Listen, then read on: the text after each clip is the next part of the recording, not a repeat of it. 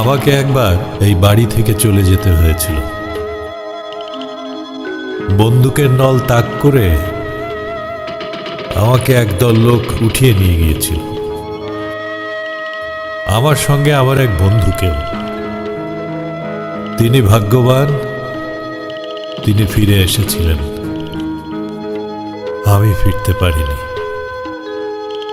তাদেরকে আপনারা চেনেন, জানেন, তারা এখনো আপনাদের চারপাশে আছে, ছুরি শানিয়ে হাসে, উল্লাস করে।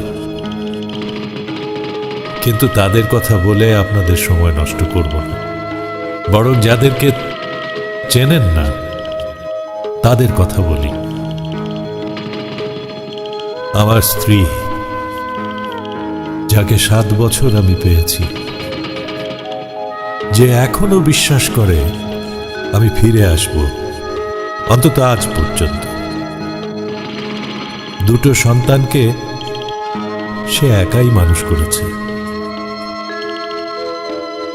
দেশটা স্বাধীন হল, কিন্তু স্বাধীনতার স্বাদ সে পেল না। হ্যাঁ, পেয়েছে ছেলেদের মধ্য দিয়ে। ছেলে বলতে 2, বড়টা শিমুল, ছোটটা তমাল। আমার প্রিয় 2 গাছের নামে ওদের নাম রেখেছিলাম। শিমুল একটা ছায়া গাছের মতো, আমার অবর্তমানে গোটা পরিবারের দায়িত্ব সে নিয়েছে। ছোট ভাইটিকে সে পড়িয়েছে। একসময় ভেবেছে সে বিদেশ যাবে, বিদেশ গেলে ভালো উপার্জন হবে, তাই বিদেশ গেছে। বিদেশ মানে আমেরিকা। সেখানে ওর পরিচয় ফারহানার সঙ্গে। ফারহানা, যাকে আমি কখনো দেখিনি, কিন্তু মনে হয়েছে ও আমার মেয়ে হতে পারত। আমেরিকায় জন্ম, সেখানেই বড় হওয়া। ওর বাংলাদেশকে জানা হয়নি, সেই জন্য মনের মধ্যে তীব্র অভিমান ছিল। সেই জন্যই বিয়ের পর শিমুলকে নিয়ে বারবার দেশে আসে। তাদের একটা মেয়ে আছে, মিথিলা, দেখতে একদম আমার মায়ের মতো, খুব গুণী হয়েছে। আমার ছোট ছেলে তমাল, আমাকে সে মাত্র 1 বছর পেয়েছে। সে তো না পাওয়ার মতোই। মুক্তিযুদ্ধকে সে সবচেয়ে সত্য বলে জানে। তার জন্যে আমার খুব গর্ব হয়। তমাল একটা পত্রিকায় চাকরি করে, মাথা উঁচু করে চলে। ভালো একটা জীবনসঙ্গী পেয়েছে, নাইমা। নাইমা একজন ডাক্তার, একটা হাসপাতালে চাকরি করে।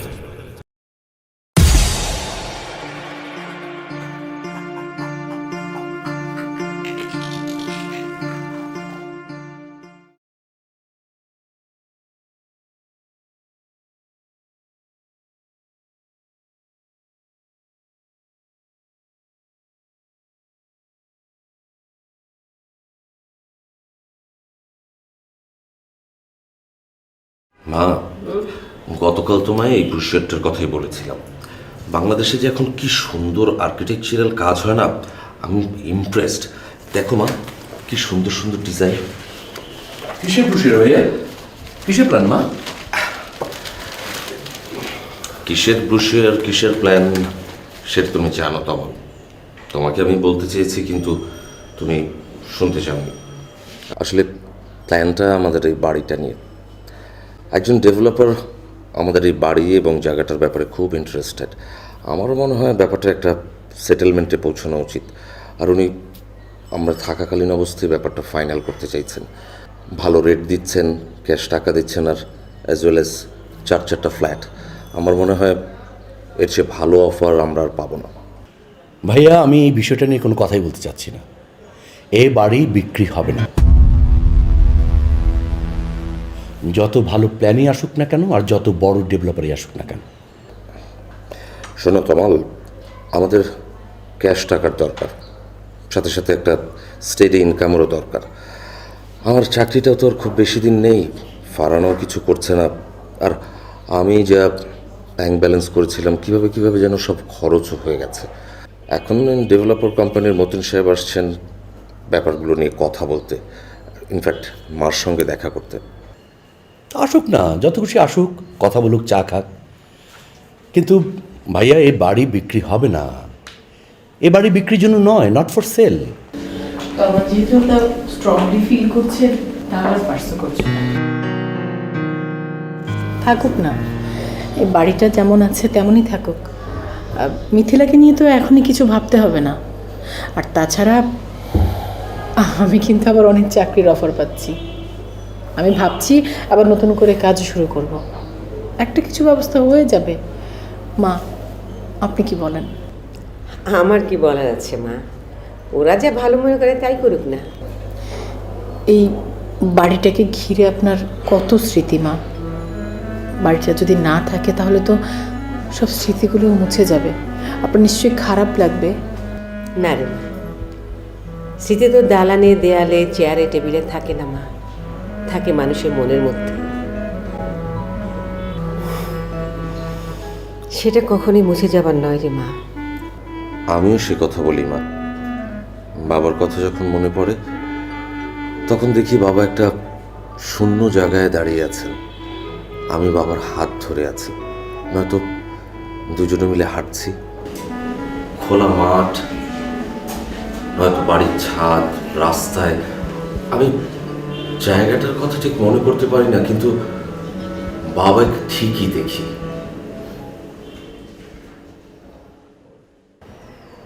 এই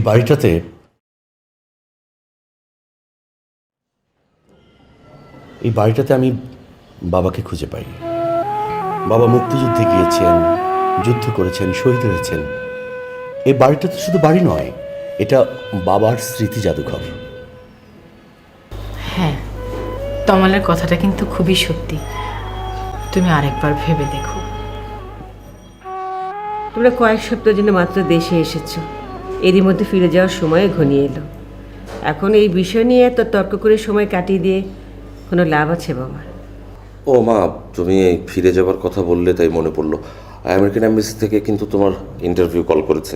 18 তারিখ সকালে যেতে হবে, মনে রেখো। তো আমার তো যাওয়ার কোনো ইচ্ছেই নেই রে বাবা। যে কটা দিন বাঁচি আমি এখানেই থাকতে চাই রে বাবা। সে কি কথা মা? আপনার স্বাস্থ্যের কথাটা তো ভাবতে হবে। শরীরটা খারাপ যাচ্ছে, একটার পর একটা সমস্যা লেগেই আছে। এসব কিছুর তো একটা বিহিত করা দরকার মা। মা, আমাকে আজ একটু আগে ভাগে বেরোতে হবে, হাসপাতাল থেকে কল এসেছে। আচ্ছা ঠিক আছে, যেও, একটু বসো, বসো যেও।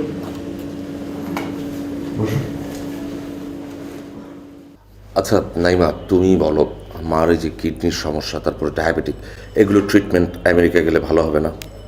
তা তো বটে ভাইয়া, যদিও আমাদের দেশে চিকিৎসা এখন ভালো হয়। আপনি যদি কোনো রিস্ক নিতে না চান তাহলে আমেরিকার কথা ভাবতেই পারেন, কিন্তু ওখানে চিকিৎসার খরচ তো প্রচুর। সেজন্যই আমি বলছিলাম আমাদের বাড়িটাকে আমরা ডেভেলপারের কাছে দিয়ে দিই। আর মতিন সাহেব তো ক্যাশ টাকা দিতেও রাজি আছেন। তুমি কি এখনো গো ধরে আছো? ভাইয়া যখন এত করে বলছেন তাহলে তো একটু ভেবেও দেখতে পারো। এই, তুমি যাও, অফিসে দেরি হয়ে যাচ্ছে তো। তুমিও চলো, অফিসে পৌঁছে দিয়ে আসবে। তমাল যেহেতু এত করে বলছে, আমার মনে হয় তমালের সেন্টিমেন্টটাকে আমাদের সবারই একটু মূল্য দেওয়া উচিত। মার চিকিৎসার ব্যবস্থা হয়ে যাবে, কোনো না কোনোভাবে নিশ্চয়ই টাকার জোগাড় হয়ে যাবে। তাহলে তো কোনো কথাই নেই।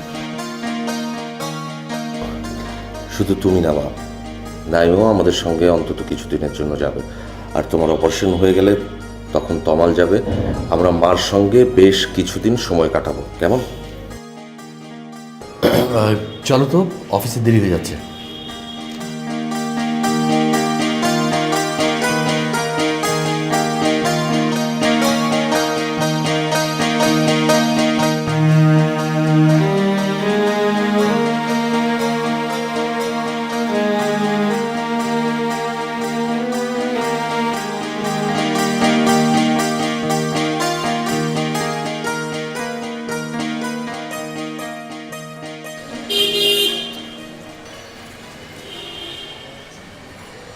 তোমাকে খুব আপসেট মনে হচ্ছে?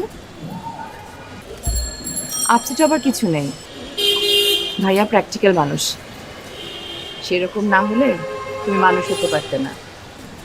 আর ভাইয়া যা বলছেন তাতে যুক্তি আছে। কিসের যুক্তি?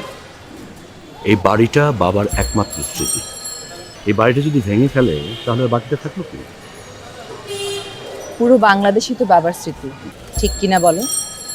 অথচ কত শহীদই তাদের কোনো স্মৃতিই রেখে যাননি, তাই বলে কি আমরা তাদের ভুলে গেছি? দেখো, গত 10 বছর ধরে আমি বাবার উপর একটা বই লেখার চেষ্টা করছি, কিন্তু এখন পর্যন্ত আমি জানি না যে বাবা কোথায় গেছে, কিভাবে নিরুদ্দেশ হয়েছে। ইভেন বাবার বন্ধু বদিউজ্জামান সাহেবও কিছু বলতে পারেনি। আচ্ছা, একটা কাজ করলে হয় না? ডেভেলপার যে টাকাটা দেবেন সেই টাকাটার অর্ধেকটা দিয়ে একটা ট্রাস্ট ফান্ড করো গরিব মানুষের জন্য, তাহলে বাবার স্মৃতিটা জীবন্ত হয়ে থাকবে অনেক পরিবারের কাছে। আচ্ছা, পা চালাও, এভাবে গেলে তো আধা ঘন্টা লাগে। চলো।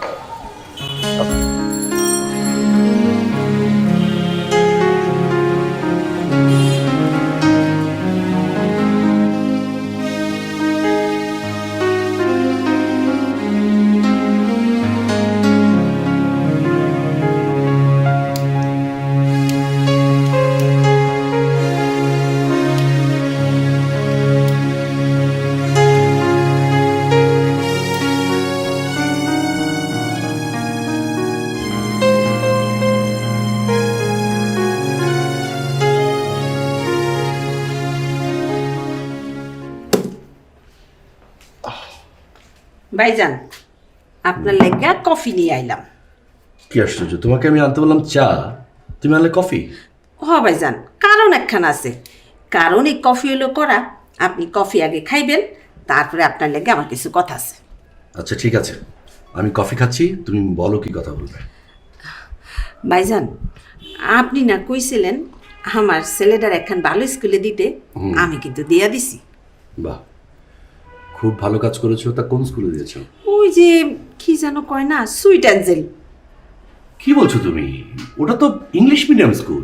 হ্যাঁ, আমি তা কিছু জানি না, হোক গলে কইলো ভালো স্কুল, তাই দিয়ে দিলাম। তবে ভাইজান, ও হলো স্কুল থেকে কইতাছে যে 5,000 টাকা অগ্রিম দেয়া লাগবো 2 মাসের বেতন, তাছাড়া ড্রেসের জন্য আরো 2,000 টাকা, তাছাড়া এইটা ওইটা দিয়া মোট 8,000। তো এত টাকা তুমি কোথায় পাবে? এইটা নিয়ে তো ভাবতাছি ভাইজান। শোনো, তুমি এক কাজ করো, আমি তোমাকে কিছু অ্যাডভান্স টাকা দেবো বেতনের, আর তুমি ভাইয়াকে বলো। কিন্তু ভাইজান রে কইতে তো আমার ডর লাগে। আচ্ছা ঠিক আছে, তুমি যাও, দেখি কি করা যায়। আচ্ছা ভাইজান। ঠিক আছে, যাও।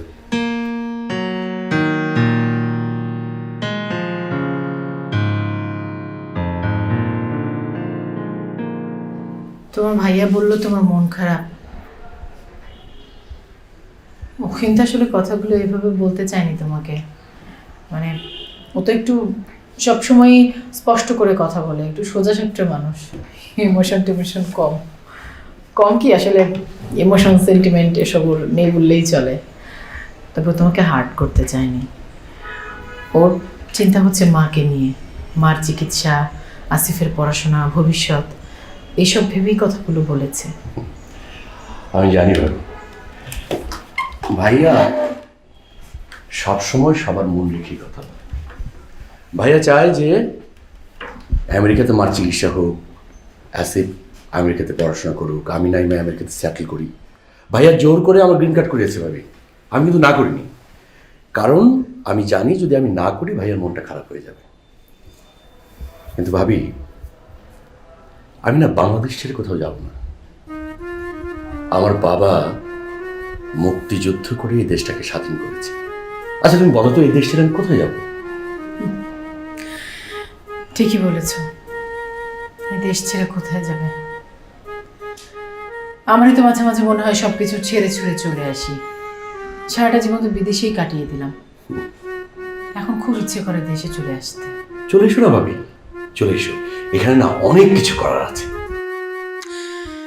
এর আগের বার যখন দেশে এসেছিলাম তখন কিন্তু এসব নিয়ে এত আলোচনা হয়নি।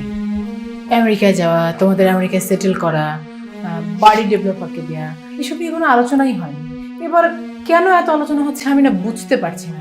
কারণ এই 1 বছরে মা আরো বেশি খানিকটা অসুস্থ হয়ে গেছে, মার 2-1টা অপারেশন লাগবে। তাই ভাইয়া চায় মা আমেরিকায় থাকুক। ভাইয়া এটাও চায় যে আমিও আমেরিকায় থাকি, কারণ আমি নাকি আমেরিকায় থেকে বাংলাদেশ নিয়ে গবেষণাটা শেষ করতে পারবো, বাবাকে নিয়ে লেখা বইটাও শেষ করতে পারবো। কারণ ভাইয়ার ধারণা যে এই বাড়িতে আমি আমাকে আবেগের হাতে ছেড়ে দেই, যার ফলে লেখাটা এগোয় না। আর তাই তো ভাইয়া এই বাড়িটার একটা বন্দোবস্ত করতে চাচ্ছে, ডেভেলপারকে দিয়ে দিতে যাচ্ছে। ওরা আমাদেরকে 4-4টা ফ্ল্যাট দিবে, নগদ কিছু টাকাও দেবে। হ্যাঁ, আমরা যদি প্র্যাকটিক্যালি চিন্তা করি তাহলে কিন্তু শিমুলের কথাতেও কিছু যুক্তি আছে। আমার কাছে তো লজিক্যালি মনে হচ্ছে ওর কথাগুলো। না, তুমি ঠিকই বলেছো ভাবি, ভাইয়া ভুল কিছু বলেনি। কিন্তু ভাবি, এই যে বাড়িটা, এই বাড়িটা তো আমার বা ভাইয়ের কারণ নয়, বাড়িটা তো বাবার। এই সারা বাড়িতে সব জায়গায় বাবার স্মৃতিগুলো ছড়িয়ে ছিটিয়ে আছে, এই ঘরে, এই বারান্দায়, ছাদে, সব জায়গায়। এই যে খাটটা দেখছো, এখানে পুরোনো আমলের একটা উঁচু খাট ছিল, কাঠের। সেই খাটের নিচে একটা বড় কাঠের বাক্স ছিল, যে বাক্সে বাবা অস্ত্র, গোলা বারুদ জমা করত। কিন্তু শিমুল তো আমাকে বলেছে যে বাবা একজন ইনজোর্ড মুক্তিযোদ্ধার চিকিৎসা করেছিলেন। সেই খবরটা জানাজানি হবার পর এলাকার কিছু উর্দুভাষী এবং রাজাকাররা বাবাকে তুলে নিয়ে যায় এবং তারাই বাবাকে খুন করে। না ভাবি, বাবা এই এলাকায় একটা শক্ত প্রতিরোধ করে তুলেছিলেন। উনি মুক্তিযোদ্ধাদের ট্রেনিং দিতেন, অস্ত্র, গোলা বারুদ সমস্ত কিছু জড়ো করতেন। এই কারণে মিলিটারিরা আসে বাবাকে ধরতে, কিন্তু ওই মুহূর্তে মা প্রথমে প্রতিরোধ করে দিলেন। আর এই ফাঁকে বাবা মিলিটারিদের হাত গলিয়ে পালিয়ে যায়। আর বাবা পালিয়ে যেয়ে মুক্তিযুদ্ধে অংশগ্রহণ করে। নাভারণের যুদ্ধে বাবার বুকে গুলি লেগে বাবা ওইখানে শহীদ হন। তুমি এত কিছু জানলে কি করে? শিমুল তো আমাকে এসব কিছুই বলেনি। ওয়েট ভাবি, এই যে দেখো, আমি 10 বছর ধরে রিসার্চ করছি, আর তার ফল হচ্ছে এই পাণ্ডুলিপি। ভাবি আর মাত্র 2 বছর, এর মাঝখানে এটা বই আকারে বের হলে এটা আলোর মুখ দেখবে। এর আগে তো তুমি আমাকে এই পাণ্ডুলিপির কথা কিছু বলনি। এর আগের বার যখন এসেছিলাম তখনও কিছু বলনি। কেন? ভাবি, আমি এই বিষয়ে কাউকে কিছু বলিনি, এমনকি মাকেও কিছু বলিনি। এই বইটা প্রকাশ হলো না ভাবি, এই যে আমাদের বাড়িটা, এটা একটা স্মৃতি জাদুঘর হয়ে যাবে ভাবি। এখানে দলে দলে মানুষ আসবে বাড়িটা দেখতে ভাবি। আর এই সময় কিনা কোথা থেকে ডেভেলপার, বাস্তবিটা, এই সমস্ত কিছু। আরে তুমি বলো, এই বাড়িটা কি বিক্রি করা আমাদের ঠিক হবে? না, এই বাড়ি বিক্রি করা একদম উচিত হবে না। যে বাড়িতে বাবার অনুপস্থিতিটাই সবচেয়ে বড় কথা, যে বাড়ির সঙ্গে বাবার মৃত্যুর ইতিহাস জড়িত, সে বাড়িটাকে আমি কি চোখে দেখব? বাবা আমার সামনে দিয়ে বেরিয়ে গেলেন, সেটাই বাবাকে আমার শেষ দেখা। আমি তখন কত ছোট, অথচ বাবার চেহারাটা ভুলিনি, ভোলা সম্ভব না কোনোদিন। আমার মাঝে মাঝে কি মনে হয় জানো মা, আমরা যদি এই বাড়িটায় না থেকে আমরা শান্তিনগর অথবা সিদ্ধেশ্বরী কোথায় থাকতাম, তাহলে হয়তো হয়তো বাবাকে আমাদের হারাতে হতো না। এই বাড়িটাকে তাই আমার অভিশপ্ত মনে হয়। থাক না বাবা, এখন এসব কথা বলে আর কি লাভ হবে বলো, যেখানে তমালের এতটাই আপত্তি। হ্যাঁ মা, সে কারণে তমালের সঙ্গে আমি এ বিষয়ে কথা বলি না। তমাল এই বাড়িটাকে দেখে বাবার স্মৃতির জাদুঘর হিসেবে, আর আমি দেখছি একটা অভিশপ্ত বাড়ি হিসেবে। আমার বারবার একটা কথাই মনে হয়, যদি আমরা এই বাড়িটায় না থাকতাম তাহলে হয়তো বাবা এখন আমাদের সঙ্গে থাকতেন। আচ্ছা, রাজাকারেরা কি সত্যি তোমার বাবাকে ধরে নিয়ে গিয়েছিল? কিন্তু উনি তো ওরা আগেই বেরিয়ে গেছিল। না মা, বাড়ির বাইরে আরো অনেকজন রাজাকার অপেক্ষা করছিল। ওরা এসেছিল আসলে মা এ বাড়িটা রেড করতে। তো আমাদের মাথায় যে ধারণাটা আছে বাবার নাভারণের যুদ্ধে শহীদ হয়েছেন, ব্যাপারটা আসলে সেরকম না। ওরা এখান থেকে বাবাকে মিরপুরে নিয়ে যায়, তারপর সেখানেই বাবা শহীদ হন। কিন্তু এই কথাটা তমালকে কে বোঝাবে মা? আমি বসে আছি একটা খবরের অপেক্ষায়। গত 48টা বছর ধরে আমি অপেক্ষা করছি শুধু ওই খবরটার জন্যে। কোথাও না কোথাও তাকে দেখা গেছে, কোনো এক জায়গায়, শহরে বা গ্রামে, অথবা কোনো নদীর ধারে। কখনো কখনো মনে হয় হঠাৎ হয়তো কেউ এসে বলবেন উনি বেঁচে আছেন। আবার মনে হয় উনি নিজেই হয়তো একদিন এসে উপস্থিত হবেন। কিন্তু এখন ভাবি হয়তো কেউ একদিন এসে বলবে উনি আর বেঁচে নেই, উনি শুয়ে আছেন কোনো মসজিদের ধারে, কোনো গাছের নিচে, অথবা নদীর ধারে শুয়ে আছেন।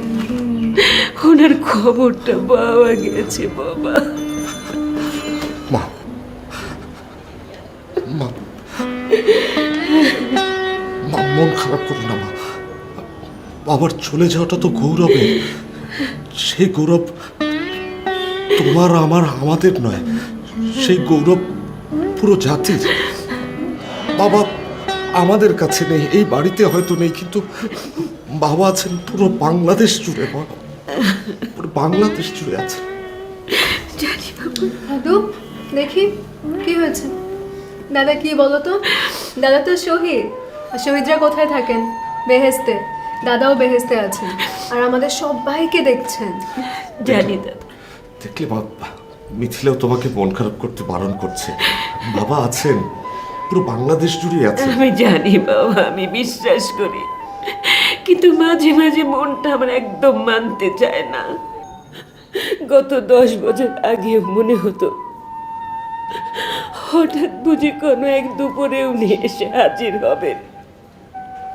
সেই ভয়েতে বাড়িটা ছাড়তে আমার ভয় হতো, সাহস হতো না। কিন্তু এখন ভাবি উনি যেখানে আছেন সেখান থেকে আর ফিরবেন না। যুক্তি তো বলে উনি আর কখনো ফিরবেন না। এসব যুক্তির কথা না মা। আমি জানি এসব যুক্তির কথা না, আমি মানি। তোমার মতো আমারও মনে হয় এই বাড়িটার জন্য ওনাকে হারাতে হলো।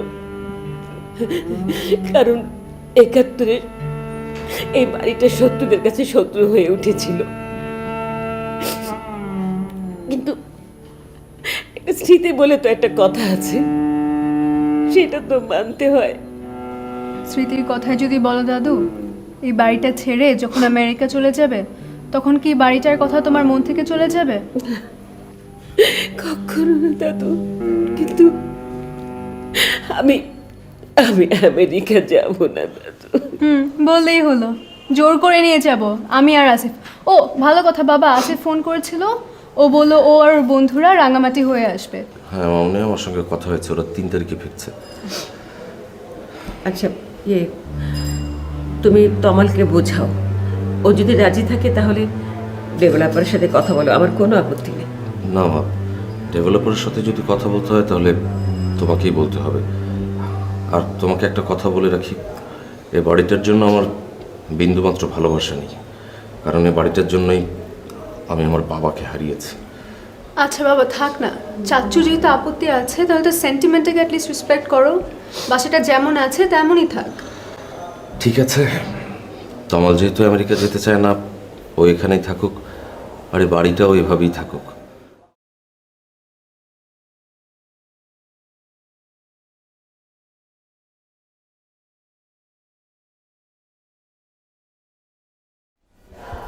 তোমার হাতে এটা কি? বাবাকে নিয়ে লেখা তমালের বইয়ের পাণ্ডুলিপি। ছোটবেলার গল্প কখনো তেমন কিছু শেয়ার করো না আমার সাথে। এখন এই বাড়িতে এসে ছোটবেলার কথা খুব মনে পড়ছে না? হ্যাঁ, এই ঘরটা ছিল আমার নির্জন আস্তানা। তমাল তখন ছোট, বেশ ছোট। আমি যে কতদিন একা একা কাটিয়েছি ঘরটায়, আর বিয়ের পর তো তোমাকে নিয়ে ঘরে উঠেছি। তারপর তমালের বিয়ের পর তমালের জন্য ঘরটা ছেড়ে দিয়েছি। আসলে কি মার ঘরটা একদম লাগোয়া তো, তাই। আমার না একটা জিনিস মনে হচ্ছে জানো, এই যে তুমি তমাল তোমরা বাবাকে নিয়ে এত কথা বলছো, এই বাড়ি নিয়ে এত কথা বলছো, সেই সব কিছুর সাক্ষী তো আসলে মা। মা নিশ্চয়ই সব কিছু জানেন, কি কি হয়েছিল, কি ঘটেছিল। আমি একবার সরাসরি মাকে জিজ্ঞেস করতে চাই, মার মুখ থেকে তখনকার সব ঘটনাগুলো জানতে চাই।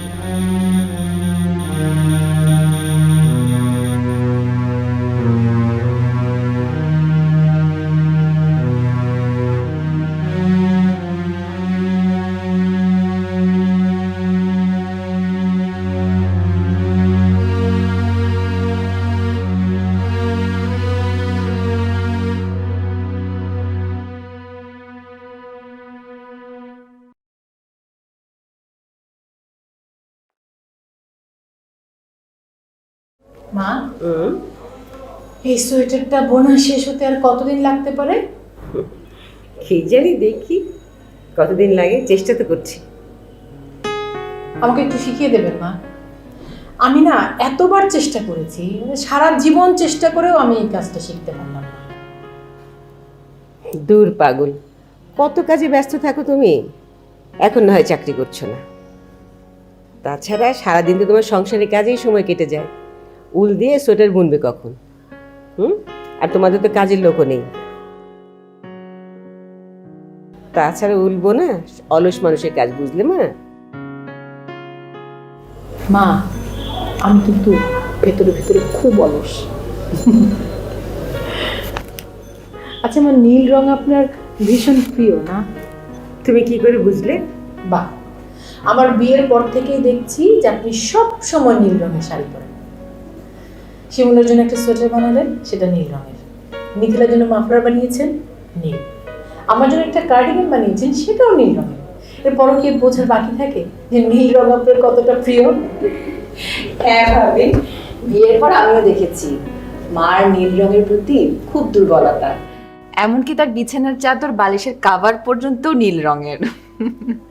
নীল রংটা শিমুলের বাবার খুব পছন্দের রং ছিল। ৭১-এর শীতের শুরুতে ওকে একটা নীল রঙের সোয়েটার বুনে দিয়েছিলাম। সেবারও শরীরটা বেশি ভালো যাচ্ছিল না। রিক্সা থেকে পড়ে যেয়ে একটা পা মচকে গেল। সেই থেকে মাঝে মাঝে বেশ গায়ে জ্বর হতো। মার্চের শুরুতে শিমুল, তমাল আমাদেরকে আমার মায়ের কাছে পাঠিয়ে দিলেন। উনি বুঝেছিলেন যে যুদ্ধ একটা শুরু হবে। কিভাবে বুঝেছিলেন জানি না। একটা বড় জিপে চড়ে আমরা চলে গিয়েছিলাম। উনি বারান্দার কোনায় দাঁড়িয়ে আমাদেরকে হাত নেড়ে বিদায় জানিয়েছিল। তখন কিন্তু ওনার পরনে নীল সোয়েটারটা ছিল। একটা বিষয়ে খুব অবাক হলাম মা। গতবার যখন আপনাকে এই বিষয়ে প্রশ্ন করেছিলাম, তখন আপনি একটুখানি হেসে একদম চুপ করেছিলেন, কিন্তু এবার আমার কাছে মনে হচ্ছে একটা খবর আসবে আমার কাছে। যুদ্ধে যারা যারা মারা গিয়েছিলেন তাদের হদিস মিলছে, এবং কে কোথায় কিভাবে মারা গিয়েছিলেন এও জানা যাচ্ছে। তমালের বাবাকে কে বা কারা। থাক না মা, বাবাকে নিয়ে না হয় কথা নাই বললেন, ওটা তমালি করুক।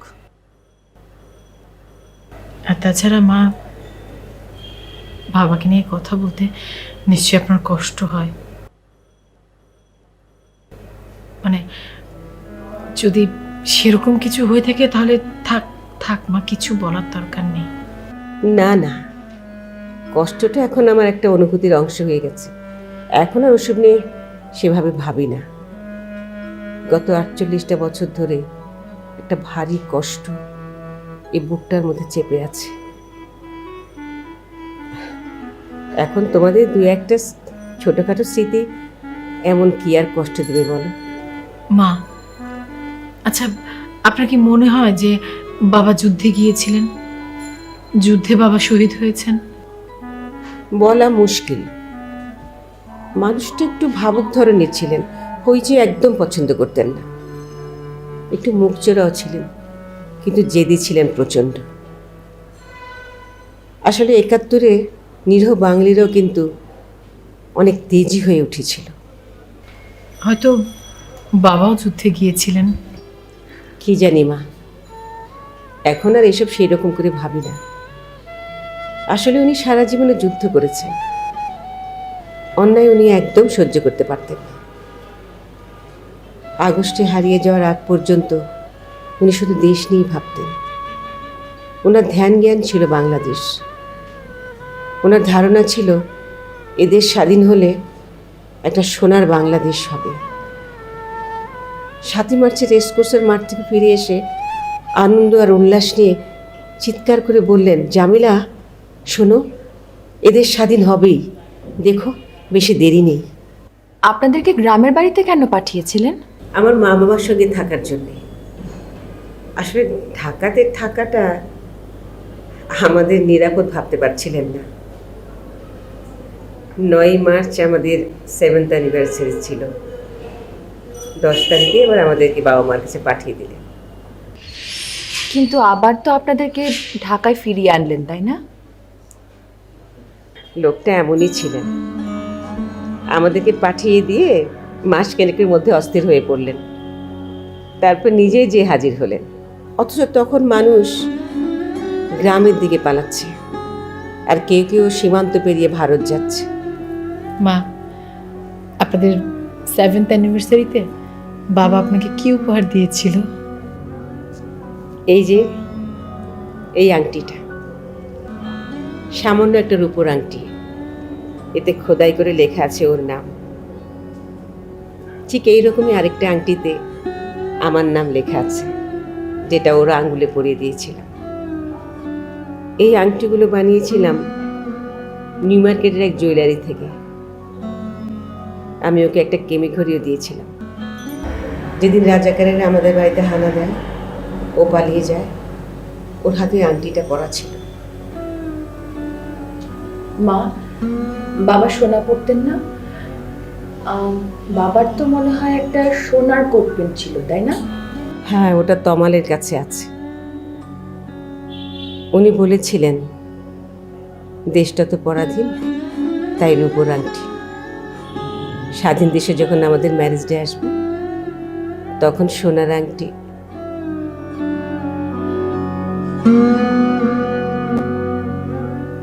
দেশটা স্বাধীন হলো, সোনার আংটি নিতে বা দিতে তিনি তো আর এলেন না।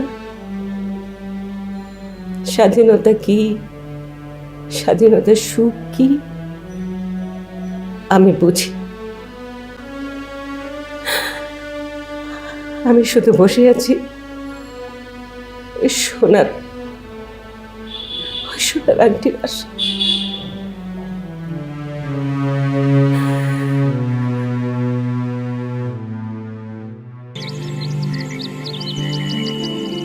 ও হচ্ছে আমার ছোট ভাই তমাল, আচ্ছা, দৈনিক 4 বেলা সাব এডিটর। আপনার কাগজ তো আমি পড়ি, তাই নাকি? বিজ্ঞাপনও দেই। ধন্যবাদ ধন্যবাদ। আচ্ছা শিমুল সাহেব, আপনার আম্মার সঙ্গে কি কথা হয়েছে? জি, কথা হয়েছে, আমরা কথা বলেছি। আমাদের সিদ্ধান্তটা হচ্ছে যে আমরা বাড়িটা বিক্রি করব না। আমার ধারণা ছিল আমাদের প্রস্তাবটা আপনাদের মনোপুত হবে। তাছাড়া বাড়িটা তো ভেঙে ফেলা হচ্ছে না, বাড়িটার নতুন একটা শেপ দেওয়া হচ্ছে। আচ্ছা মতিন সাহেব, কিছু মনে করবেন না, আপনাকে একটা প্রশ্ন করি। আপনি মুক্তিযুদ্ধের সময় কোথায় ছিলেন? গ্রামে ছিলাম, তারপর কিছুদিন জেলে। পাকিস্তানিরা আমাদের গ্রামে আক্রমণ করেছিল, পালাতে গিয়ে ধরা পড়েছিল। প্রাণে মারেনি, তবে আমাদের গ্রামের 5 জনকে ওরা মেরেছিল। হয়তো জেলে থাকার কারণে প্রাণটা বেঁচে গেছে। আচ্ছা তমাল সাহেব, আপনি এই কথাটা জিজ্ঞেস করছেন কেন?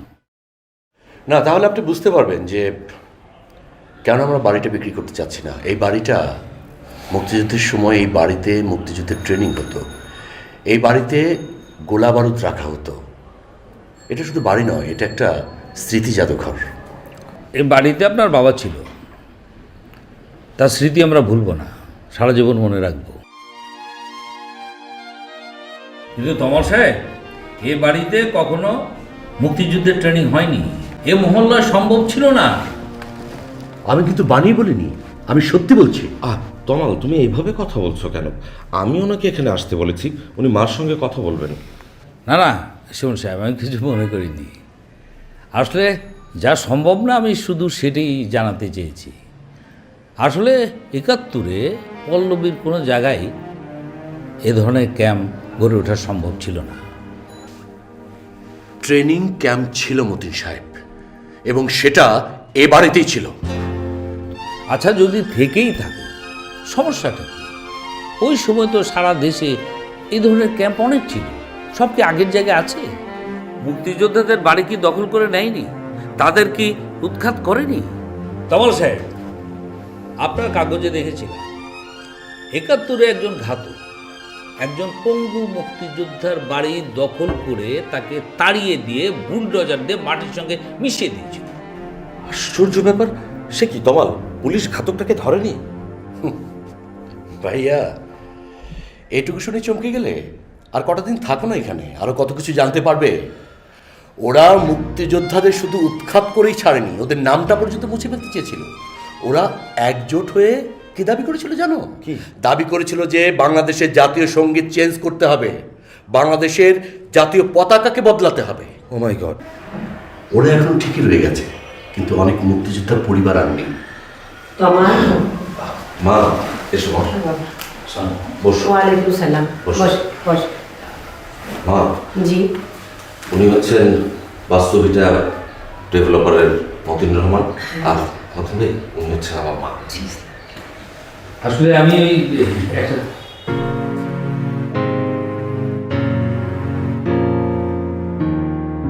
আসলে আমি এসেছিলাম আপনাদের বাড়িটার বিষয়ে কথা বলতে। তো তমাল সাহেব বললেন বাড়িটা বিক্রি করবে না। আমরা চেয়েছিলাম ডাক্তার সাহেব স্মৃতিটা ধরে রাখার জন্য রাস্তার নামটা ওনার নামে করতে পারতাম। অবশ্যই বাড়িটার নাম তো ওনার নামেই থাকতো। কাজটা পেলে আমরা সব একসাথে শুরু করতে পারতাম। আসলে মতিন সাহেব, আমি তো এসব ব্যাপারে কিছু বলতে পারবো না। আমার দু ছেলেই সব জানে।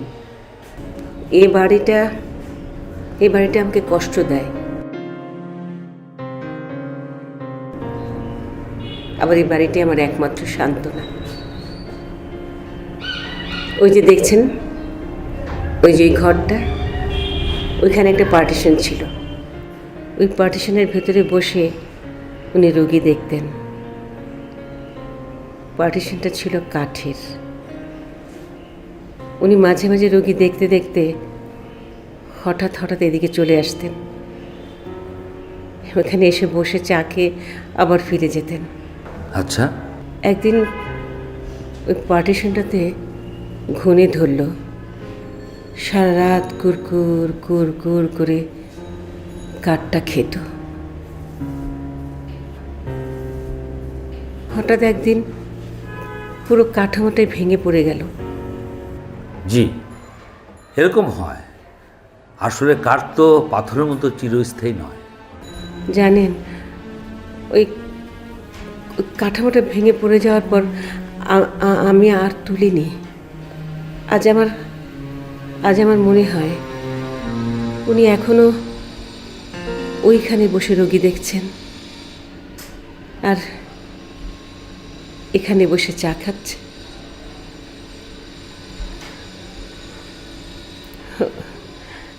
আচ্ছা দেখেন তো, আমি সেই কখন থেকে ভক ভক করে যাচ্ছি, এক কাপ চা পর্যন্ত আমি ওনাকে এখনো খাওয়াইনি। আচ্ছা আমি দেখছি, ডাকি। এই এখন চা খাবো না, এখন চা খেলে ক্ষুধা নষ্ট হয়ে যাবে। আপনার সাথে আলাপ করে খুব খুশি হলাম। শিমুল সাহেব, আসলে আপনারা সিদ্ধান্ত নিয়ে যদি আমাকে তাড়াতাড়ি জানাতেন তাহলে আমার জন্য সুবিধা হতো। আপা, আজ তাহলে উঠি। ওকে, থ্যাঙ্কস ফর কামিং। ওয়ালাইকুম সালাম। চা কি আনবো? মেহমান তো চলে গেল। আর মেহমান চলে গেছে তাতে কি, আমরা খেতে পারি না? আপনারাও তো মেহমান, আজ আছেন, খাইলি তো চলে যাবেন। যা ভাইয়ের এক কাপ চা দে, যা। আচ্ছা।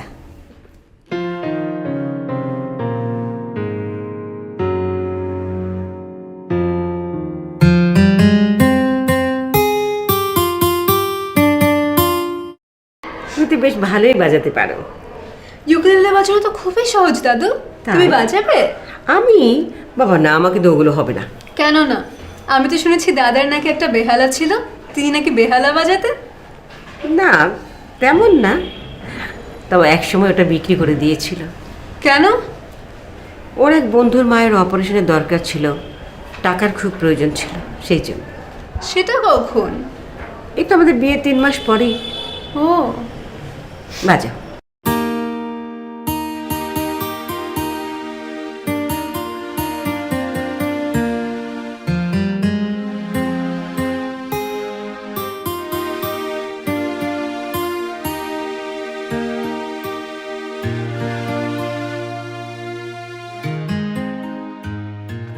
চা।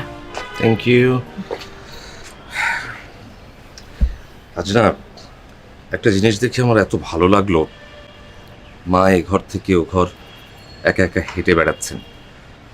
যদিও অভ্যেসটা মায়ের অনেক পুরনো, তারপরও দেখে আমার খুব ভালো লাগলো। মাকে দেখে আমার একটা কথা খুব মনে হয় জানো, প্রতিবারই অবাক হই, এবারও মনে হলো মানে মার কাছে বাবার স্মৃতিটা এখনো একেবারে একেবারে তাজা। হ্যাঁ, স্মৃতির কিছু ছবি থাকে যেগুলো সব সময় রং ছড়ায়, সেই ছবিগুলো কখনো মলিন হয় না জানো। বাবার মায়ের 7th অ্যানিভার্সারিতে বাবা মাকে একটা রূপার আংটি দিয়েছিলেন, তুমি নিশ্চয়ই জানো। হ্যাঁ, মজার ব্যাপার কি জানো, মা ওই আংটিটা কখনোই আঙুল থেকে খোলেন না, যেন আংটির ভেতর মা বাবাকে খুঁজে পান। সে কারণেই বাড়িটা নিয়ে মায়ের অত আবেগ কাজ করে না, যেমনটা তমালের করে। তুমি কিন্তু এই বাড়িটার ব্যাপারে একেবারে অবসেসড হয়ে গেছো। অবসেসড আমি না, অবসেসড হচ্ছে তমাল। ও ইউনিভার্সিটি কমপ্লিট করার পর কি করলো জানো, একটা বড় মাল্টিন্যাশনাল কোম্পানিতে ভালো একটা চাকরি পেলো, স্মার্ট স্যালারি। সেই চাকরিটা নিল না, সে বেছে নিল সাংবাদিকতা। কেন? ও বাবার উপর একটা বই লিখবে। লাস্ট 10 ইয়ার্স ও রিসার্চ করছে এবং বই লেখার প্রিপারেশন নিচ্ছে। আসলে আমার কি মনে হয়, বাড়িটা যদি আমরা প্রথমেই ছেড়ে দিতাম তাহলে তমালের মধ্যে এই অবসেশনটা তৈরি হতো না। ঠিক আছে, এতে তো আমি দোষের কিছু দেখছি না, তমালের এখানে তো দোষের কিছু নেই। না, ব্যাপারটা আসলে দোষের না, তুমি অবসেশনের কথা বললে তাই বললাম আর কি। ফারানা, মা না দীর্ঘদিন একটা বিশ্বাস নিয়েছিলেন, হয়তো বাবা একদিন ফিরে আসবেন, তখন তো মাকে বাসায় থাকতে হবে। সে কারণে মা সরকারি চাকরি পাওয়ার পরও করেননি। নানু যদি আমাদের সাহায্য না করতেন আর ছোট চাচা আমাদের না দেখতেন, তাহলে আমাদের অবস্থা যে কি হতো অনলি গড নোজ। এই সব গল্পই তো আমি জানি, তারপরে তো তুমি দায়িত্ব নিলে। আচ্ছা, মানে এখন যে বাড়িটা ডেভেলপারকে দিতে চাচ্ছ, ওনারা সবাই কি বিষয়টা মেনে নেবেন? বাবা যে আর কোনোদিন ফিরবেন না মা সেটা জানেন, তিনি সেটা মেনেও নিয়েছেন। সমস্যাটা মার দিক থেকে নেই, সমস্যাটা তমালের দিক থেকে। হয়তো ওর বই লেখাটা শেষ হলে ওর এই অবসেশনটা যাবে। তবে আমার একটা বিষয় কি মনে হয় জানো, আমার মনে হয় যে এই বাড়িটা যদি ডেভেলপারকে দিয়ে দেওয়া হয়, যদি বাড়িটা ভেঙে ফেলা হয়, তাহলে তমাল নতুন করে আবার একটা ধাক্কা খাবে। বাবাকে হারিয়েছে ও অনেক আগে, ঠিক আছে, কিন্তু এই বাড়িটা ওর কাছে বাবার স্মৃতি। বাড়িটা না থাকলে ওর মনে হবে যে ও নতুন করে আবার বাবাকে হারালো। সেটা আসলে ঠিক হবে কিনা আমি বুঝতে পারছি না।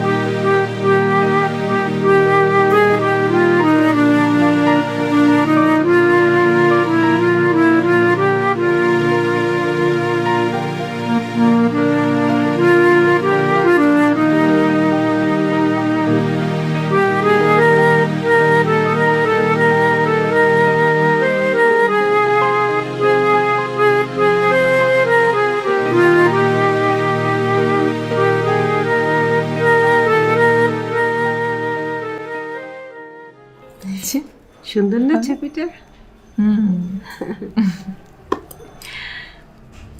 আমি আগেও দেখেছি।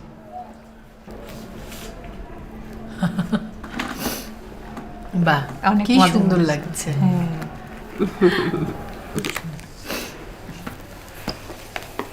ফারহানা মা, এইবার না হয় আমি মানে আমার একেবারেই আমেরিকা যাওয়ার ইচ্ছে নেই, আগামী বছর না হয় যাব।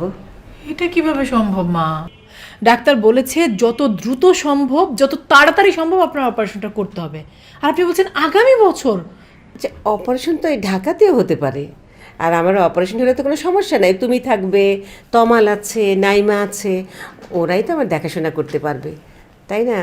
আর আমার মন বলছে আমার যে অসুখ তাতে অপারেশন করে কোনো লাভ হবে না, কাজে অত টাকা খরচ না করে অপারেশনটা ঢাকাতেই হোক।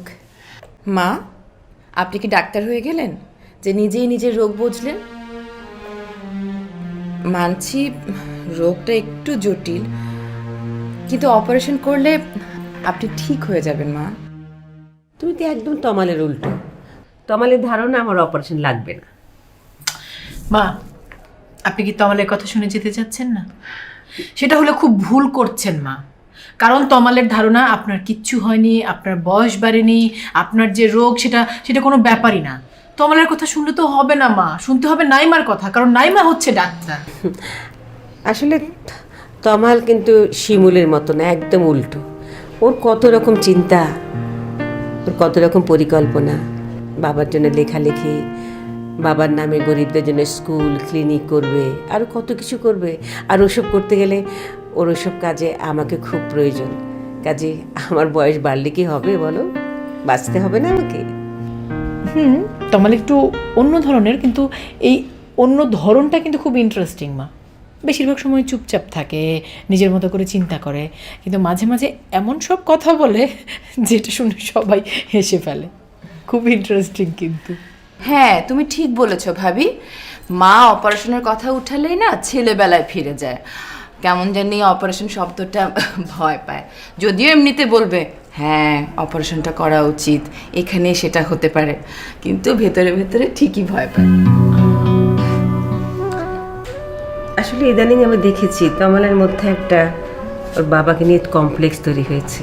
ওর ধারণা ওর বাবার যথাযথ মূল্যায়ন হয়নি, আসলে এটার দায়িত্ব এখন ওই করতে চাচ্ছে। হ্যাঁ মা, তমালের ফিলিংটা আমি বুঝি।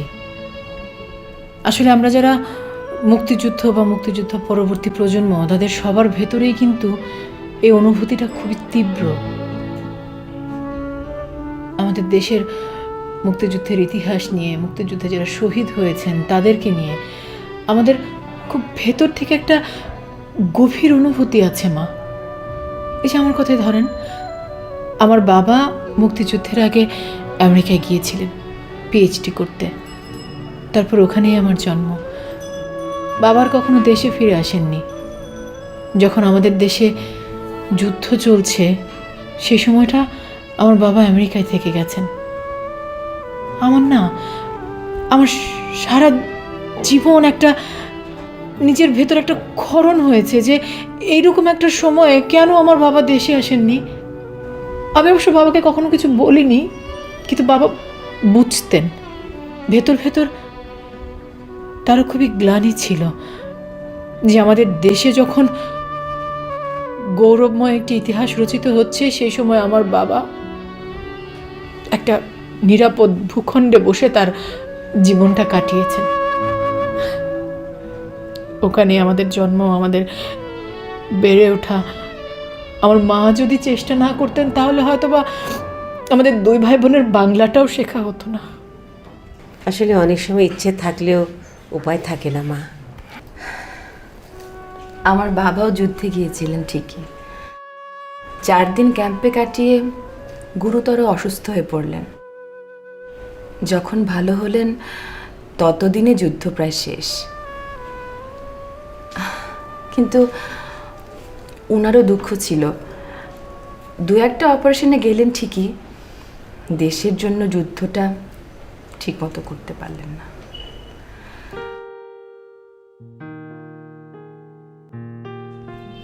নাইমার মনটা খারাপ হয়ে গেল। তবে একটা বিষয় কি জানেন মা,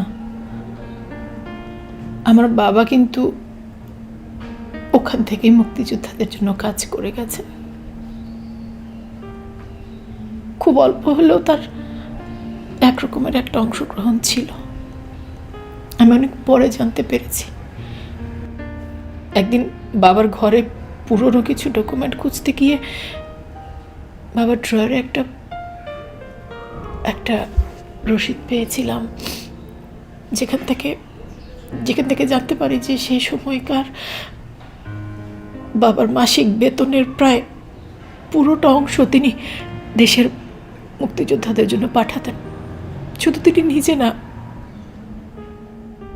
এরকম বাঙালি আরও সে সময় যারা সেখানে ছিলেন তাদের সবার কাছ থেকে টাকা সংগ্রহ করতেন, অর্থ সাহায্য করেছেন।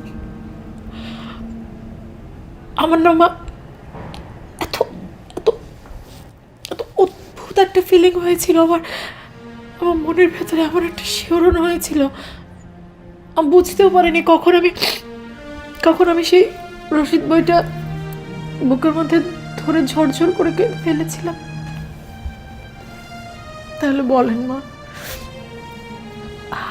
আমার মতো এত দূরে থাকা একটা মানুষেরই যদি এমন লাগে, যার বাবা, যার ভাই, যার আত্মীয় সরাসরি মুক্তিযুদ্ধে অংশগ্রহণ করেছে, শহীদ হয়েছে, তাদের কেমন লাগে, তাদের কাছে মুক্তিযুদ্ধটা কেমন। তমাল তো একজন মুক্তিযোদ্ধার সন্তান। ওর অনুভূতি পুরোটা না হলেও একটুখানি আমি বুঝি মা। তোমার বাবাকে তখন তুমি কিছু বলনি? না মা, কিছু বলিনি, কখনোই কিছু বলিনি বাবাকে। কারণ আমার মনে হয়েছে যে কিছু কিছু অনুভূতি কারোর সাথে ভাগ করতে হয় না, নিজের মধ্যেই রেখে দিতে হয়। অন্য কারোর সাথে ভাগ করতে গেলে সেই অনুভূতির মূল্য কমে যায়।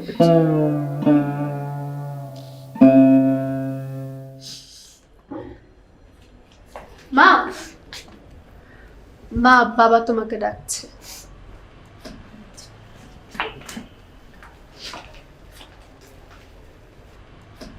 কি হয়েছে দাদু? মা কাঁদছে কেন?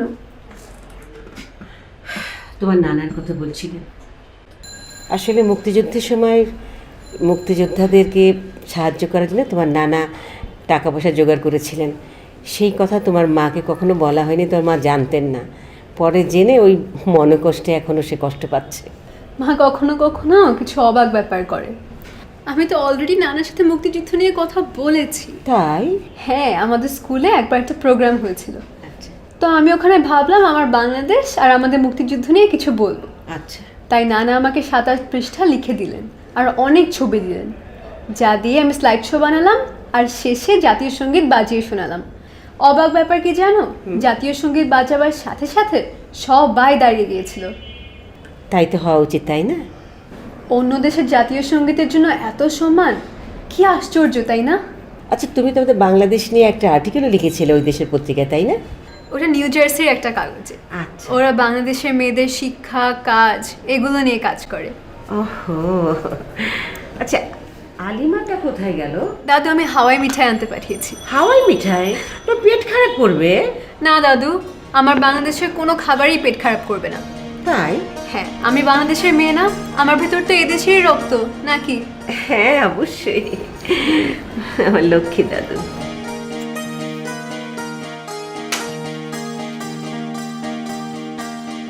ফারানা, আই ফারানা, একটু এদিকে এসো না। কি ব্যাপার, ডাকছো কেন?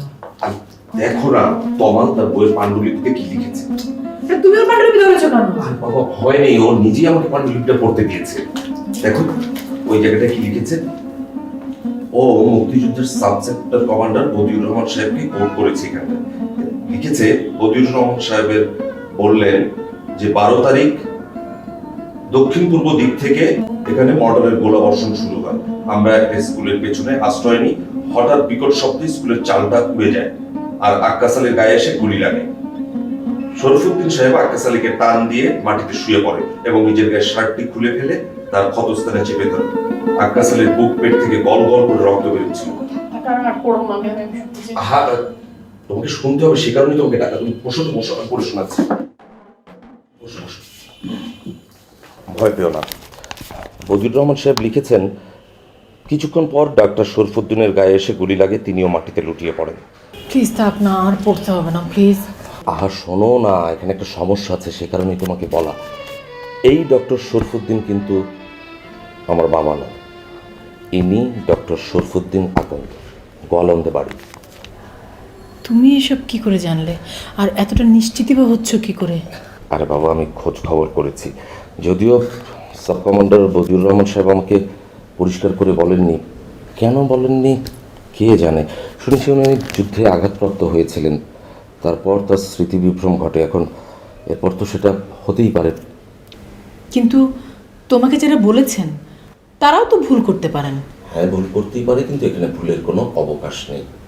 কারণ নাভারণ যুদ্ধে যারা অংশগ্রহণ করেছে এমন 3 জনের সঙ্গে আমি কথা বলেছি, তারা 3 জনই বলেছেন ইনি শরফুদ্দিন আকন্দ। একটা মজার ব্যাপার কি জানো, আমি যখন তাদের প্রশ্ন করেছি না, আমি মনে মনে উত্তরটা শুনতে চেয়েছি এরকম, এই শরফুদ্দিন সাহেবই আমার বাবা। এই কথাটা তাহলে এতদিন তমালকে জানাওনি কেন? তমালকে বলিনি, একবার ভেবেছিলাম ওকে বলি, কিন্তু ওর ইলিউশনটা নষ্ট করে লাভ কি। কিন্তু এখন দেখছি ওর ইলিউশনটা পুরো বাস্তবে রূপ নিয়েছে, যেটা খুবই ভয়ঙ্কর ব্যাপার। কোনটা ইলুশন আর কোনটা বাস্তব সেটা আমরা কিভাবে নিশ্চিত হব বলো? দেখো ফারানা, বাবা খুব দায়িত্ববান মানুষ ছিলেন। বাবাকে রাজাকাররা ধরে নিয়ে যায় অগাস্ট মাসে। তার আগ পর্যন্ত বাবা কিন্তু নিয়মিত রোগী দেখতেন এবং মুক্তিযুদ্ধের কাজ করে যেতেন। বাবা খুব গোছানো মানুষ ছিলেন। আমরা যে কদিন গ্রামে ছিলাম, বাবা নিয়মিত আমাদের খোঁজ খবর করতেন। গ্রামে যাওয়ার পরের দিনই একজন মানুষকে পাঠিয়েছিলেন আমাদের খোঁজ করতে, এবং কয়েকদিন পর বাবা নিজে গিয়ে হাজির আমাদের দেখার জন্য। বাবা যদি নাভারণ যেই থাকেন, তাহলে নিশ্চয়ই বাবা একটা খবর দিতেন, হয়তো কোনো লোককে পাঠাতেন। আর মাকে না জানিয়ে তো তিনি যেতেনই না। আপনার সঙ্গে আমার অনেক আগে দেখা করার কথা ছিল, কিন্তু হয়ে ওঠেনি। একটা বাধা কাজ করেছে। যদি আপনার সঙ্গে দেখা হওয়ার পর আপনি এমন কিছু বলে বসেন যে ডাক্তার সাহেব ফিরবেন বলে আমার যে আশা আছে, সেটা যদি ভেঙে যায়। সেটা আমি বুঝতে পারি। আমি আজ এসেছি আপনার কাছে একটা কথা জানার জন্যে। আপনি নাকি তমালকে বলেছেন ওর বাবা নাভারণের যুদ্ধে যে শহীদ হয়েছেন। আমাকে কি একটু বুঝিয়ে বলবেন? আসলে ভাবি, তমালকে আমি সত্য কথাটা বলতে পারিনি। আমার কেন জানি মনে হয়েছে ও যদি এটা ভেবে শান্তি পায়, পাক না। কেন? শরফুদ্দিন সাহেব এবং আমরা দুজনেই মুক্তিযোদ্ধাদেরকে সাহায্য করতাম। উনি একটু বেশি করতেন, আপনি হয়তো জানেন। উনি মুক্তিযোদ্ধাদের চিকিৎসা করে তরফদার সাহেবের বাড়িতে লুকিয়ে রাখতেন। ওনার যে ডাক্তারি ব্যাগটা ছিল, ওর মধ্যে উনি অস্ত্র বহন করে এখান থেকে ওখানে নিয়ে যেতেন। আমরা অবশ্য জানতাম যে একদিন না একদিন এই রাজাকাররা আমাদের এই বিষয়টি বুঝে যাবে, কারণ তাদের কাছে তো ইনফরমার ছিল। একদিন রাজাকাররা আমাদেরকে ধরে নিয়ে গেল মিরপুরে। সেখান থেকে আমরা অনেকবার চেষ্টা করেছি পালিয়ে যাওয়ার। একদিন সুযোগ এলো, আমরা ওখান থেকে বেরোলাম, কিন্তু অন্ধকারে কিছু ঠাওর করা যাচ্ছিল না। কিন্তু আমি শেষ পর্যন্ত পালিয়ে যেতে পারলাম। শরফুদ্দিন সাহেব পিছিয়ে পড়লেন। সেদিন থেকে আমার ভিতরে একটা প্রচণ্ড অপরাধ বোধ কাজ করছিল। আমি খুব গিলটি কনসিয়াসে ভুগছিলাম। আমার মনে হয়েছে যে শরফুদ্দিন সাহেবের এই পরিণতির জন্য মনে হয় আমিই দায়ী। এই কথাগুলো আমি তমালকে কখনো বলতে পারিনি। একদিন ডাক্তার শরফুদ্দিন আখন্দের কথা ওকে বললাম, আর সেই দিন থেকেই ডাক্তার শরফুদ্দিন আখন্দ হয়ে গেলেন ডাক্তার শরফুদ্দিন আহমেদ। ভাবলাম অসুবিধা কোথায়? দুজনেই তো শহীদ মুক্তিযোদ্ধা, দুজনেই তো আসলে একই মানুষ। সেদিক থেকে ভাবতে গেলে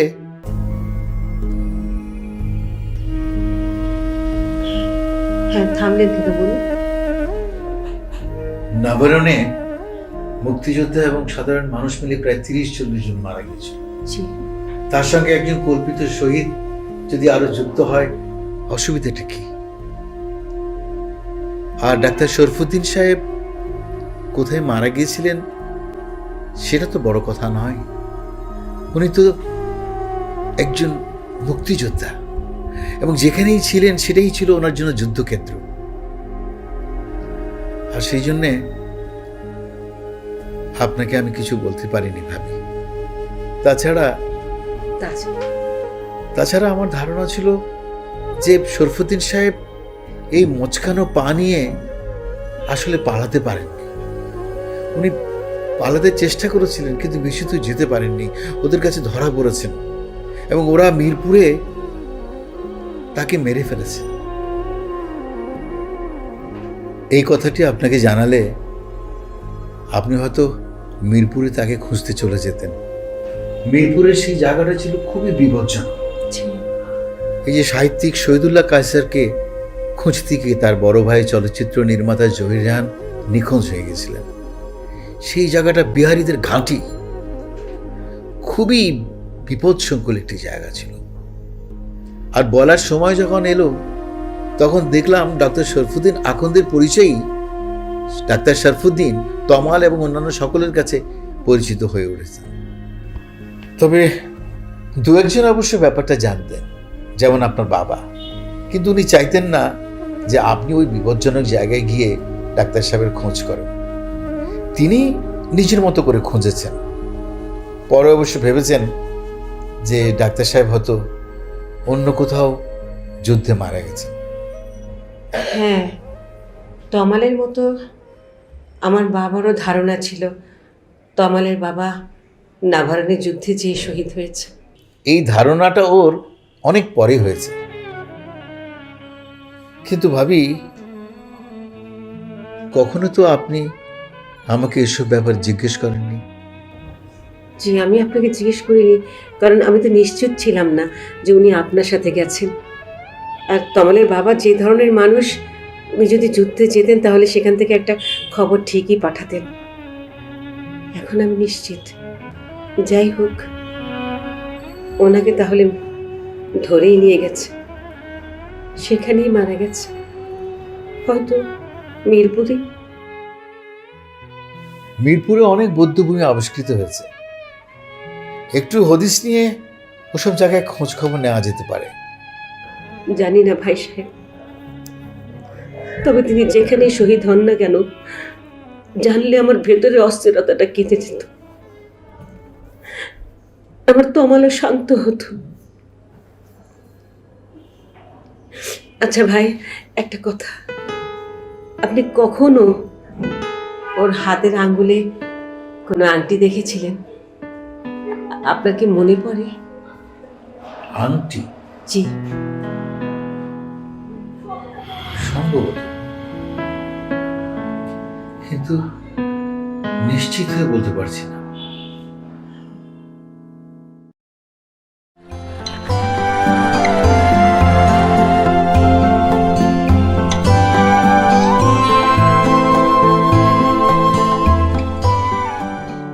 মা, জেলিটা দাও তো।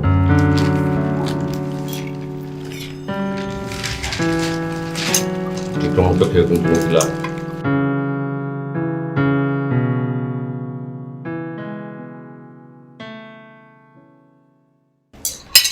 চাচু, হ্যাঁ, তোমার বইটা লেখা শেষ হলে আমাকে একটু দিও তো, আমি আর মা ওটা ইংলিশে ট্রান্সলেট করব। অবশ্যই মা। তোমরা যাওয়ার আগে আমি মূল পাণ্ডুলিপিটা ফটোকপি করে দেবো। তার মানে তুমি আমাদের সঙ্গে যাচ্ছ না? না ভাই, আমি এখন যাচ্ছি না, নাইমা যাচ্ছে। আর আমার বই লেখার কাজটা বাকি আছে, আমি 6 মাস পরে যাব।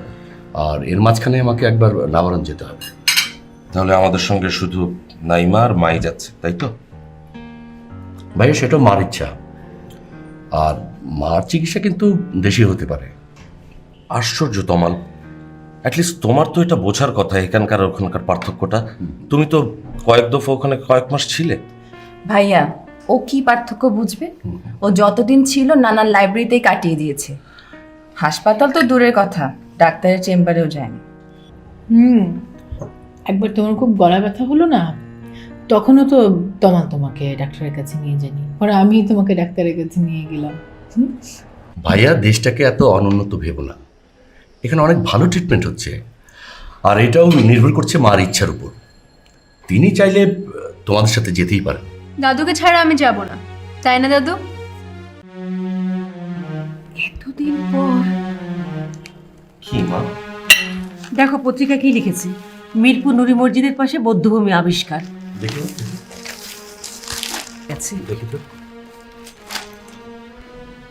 আশ্চর্য, এতদিন পর। তাই তো দেখছি। আসলে গতকাল এই খবরটাই টিভি চ্যানেলে দেখাচ্ছিল। মিথিলা সামনে ছিল বলে আমি তখন চ্যানেলটা বদলে দিয়েছি। না মা, ঠিক তা না। টিভিতে যেরকম হাড়গোড় দেখাচ্ছিল তাতে তোমার খারাপ লাগছিল, আমি এগুলো তো অনেক অভ্যস্ত। CNN দেখলে পৃথিবীতে যত খুন খারাপই হয় তা দেখতেই হয়। নুরি মসজিদের আশপাশটায় তো একটা বিরাট জল্লাদখানা ছিল, তাই না মা? বেশ কয়েকটা গণকবর আর বদ্ধভূমিও পাওয়া গিয়েছে। এই নতুন ব্যাপারটার একটু খোঁজ খবর নিতে হয়। তমাল, তোমার জন্য তো ব্যাপারটা সহজ, তোমার পত্রিকায় নিশ্চয়ই খবরটা ছেপেছে। খবরটা তো নিতেই পারি ভাই, কিন্তু কি জন্য নেব? শিমুল যখন বলছে তখন একটু জেনে নেও না বাবা। আচ্ছা মা, আসলে আমি জানবোটা কি? এই যে যাদের দেহাবশেষ পাওয়া গেল তাদের পরিচয় পাওয়া গেল কিনা? ঠিক আছে, তুমি যখন বলছো অবশ্যই জানবো। ফোন করেও তো জানা যাবে, তাই না? না না মা, আসলে ফোন করে জানাটা বোধহয় ঠিক হবে না। আমি অফিসে যাচ্ছি, যাওয়ার পথে আমি সরাসরি গিয়ে ওখান থেকে খবরটা নিতে চাই। তমালকে খুব আপসেট মনে হলো, আমি দেখছি। তুমি বসো নাই মা, আমি বলছি শোনো। তমাল মনে করছে মা হয়তো এখনো ভাবছেন যে এই নতুন বৌদ্ধভূমিটায় বাবার কোনো চিহ্ন পাওয়া যায় কিনা। কারণ তমাল বাবার যে ইতিহাসটা তৈরি করেছে তার শেষ ঠিকানা হচ্ছে নাভারণে। সে কারণেই হয়তো ও একটু আপসেট। তাহলে খোঁজটা তুমিই নাও না বাবা, চাচুকে মানসিক কষ্ট দিচ্ছ কেন? মিথিলা ঠিকই বলেছে বাবা, তমাল থাকুক না ওর কল্পনাকে নিয়ে, কিন্তু আমি আমার অপেক্ষার শেষ দেখতে চাই।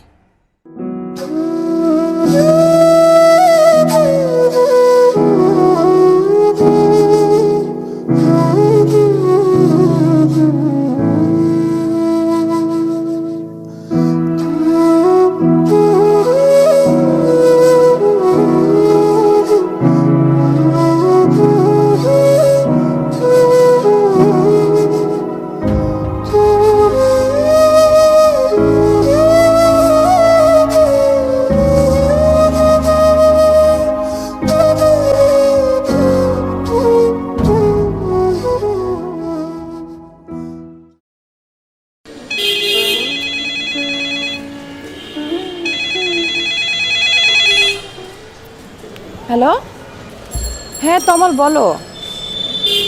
হেঁটেই তো যাচ্ছি, এইটুকুন রাস্তা, কেন রিক্সা নেব বলো?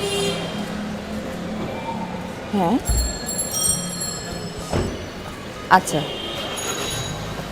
আচ্ছা, ঠিক আছে, আমি ভাইয়াকে বলে দিচ্ছি।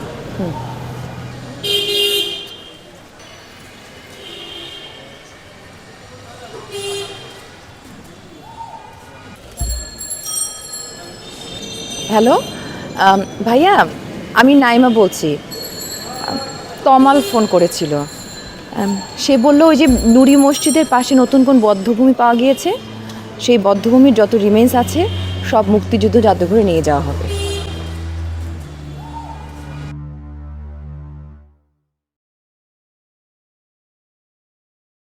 নুরি মসজিদের কনস্ট্রাকশনের সময় ওখানে খোঁড়াখুঁটির কাজ চলছিল, তখন আমরা কিছু আলামত পাই, আর আমরা এ থেকে ধারণা করি যে এখানে একটা বধ্যভূমি ছিল।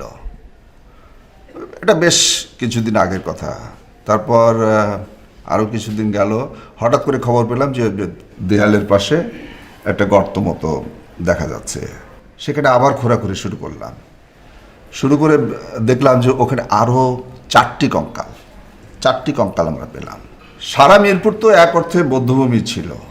আচ্ছা, এই নুরি মসজিদের পাশে যে দেহাবশেষ পাওয়া গেছে, এদের কি আইডেন্টিফিকেশন করা গেছে?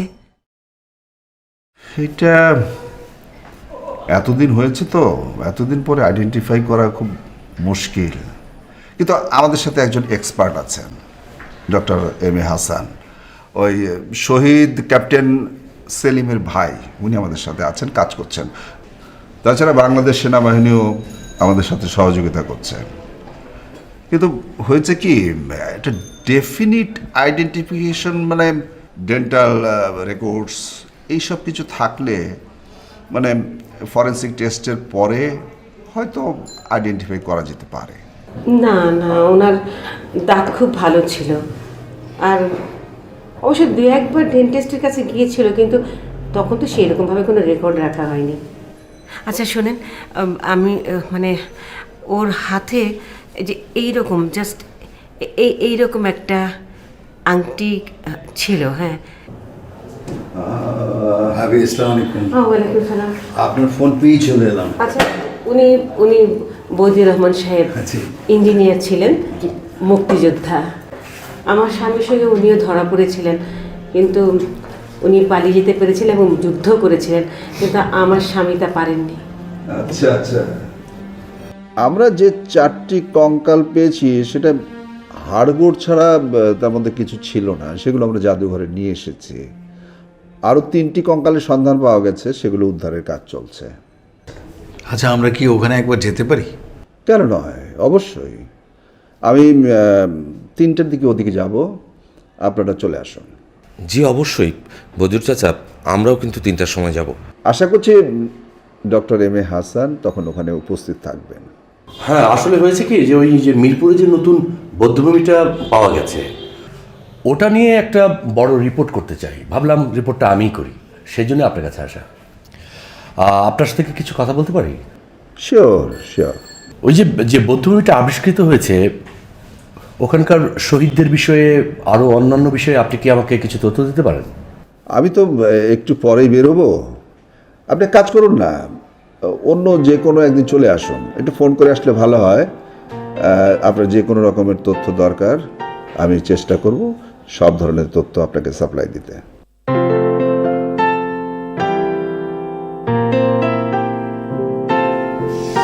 আর না একটা তো খেলাম।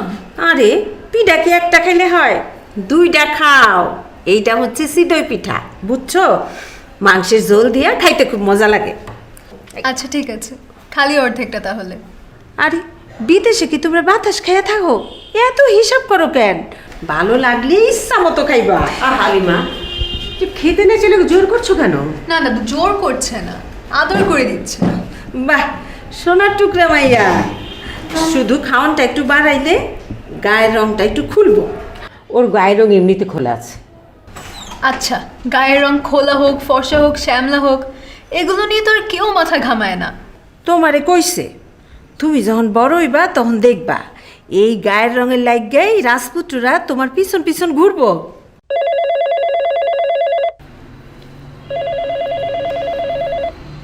তোমাদের ল্যান্ড ফোনটা এখনো আছে, আশ্চর্য। এই ফোনে কথা বলতে আমার ভালো লাগে, হেঁটে হেঁটে কথা বলা যায়। কেন, তোমার না সেলফোনও আছে দেখলাম? হ্যাঁ, কিন্তু এটা ব্যবহার করতে আমার ভালো লাগে না। মা, হ্যাঁ, আপনার ফোন। মুক্তিযুদ্ধ জাদুঘরের একজন কর্মকর্তা ফোন করেছে, কথা বলবো আপনার সাথে। হ্যাঁ জি, আসসালামু আলাইকুম। আমি মিসেস শরফুদ্দিন বলছি। জি, ঠিক বলছেন। আচ্ছা আচ্ছা ঠিক আছে। জি।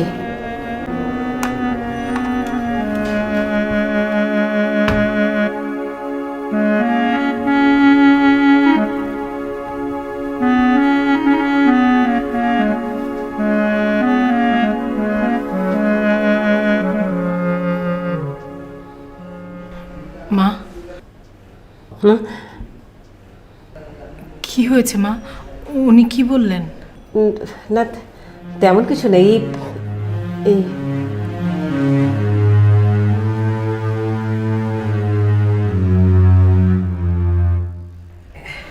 তো মা, আসসালামু আলাইকুম ভাই।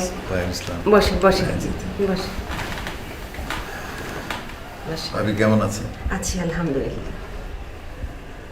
আমরা মুক্তিযুদ্ধ জাদুঘর থেকে এলাম। জি। মুক্তিযুদ্ধ জাদুঘর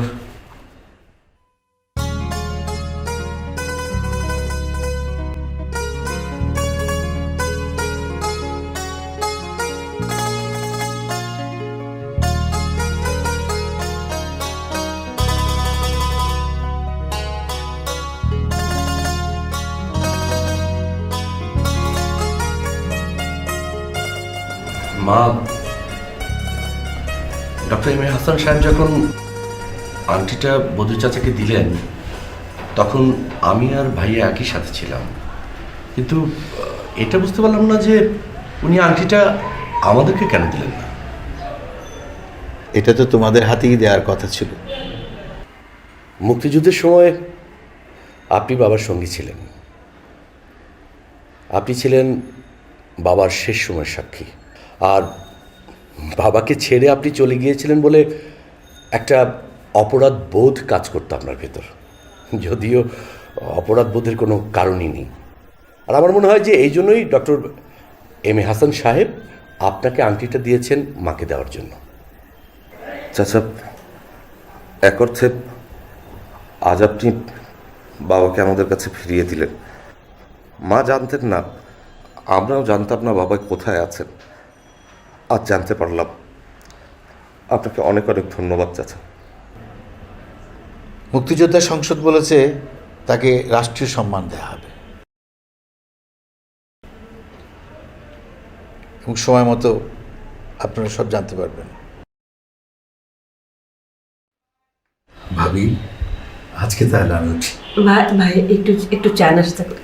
চেনা ভাবি, আরেকদিন। আজকে আমার একটু কাজ আছে। চলুন, এগিয়ে দিচ্ছি চাচা।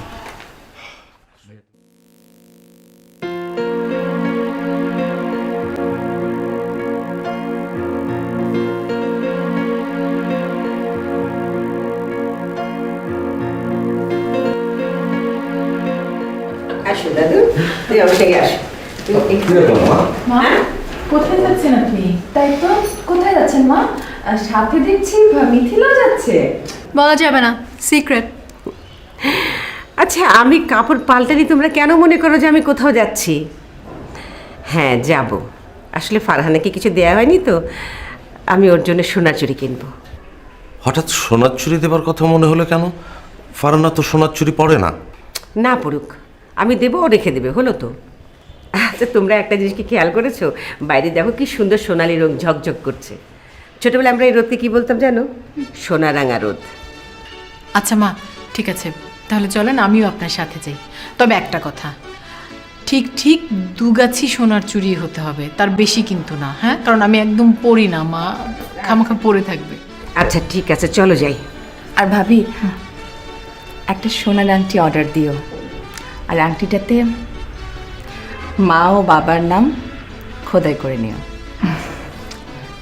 আমিও তো এরকমই ভেবেছিলাম। না, ওটা আমি দেব। তুমি তুমি টাকা কোথায় পাবে?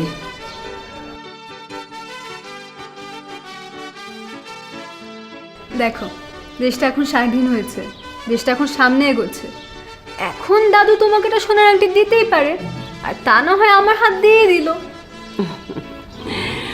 সোনামণি,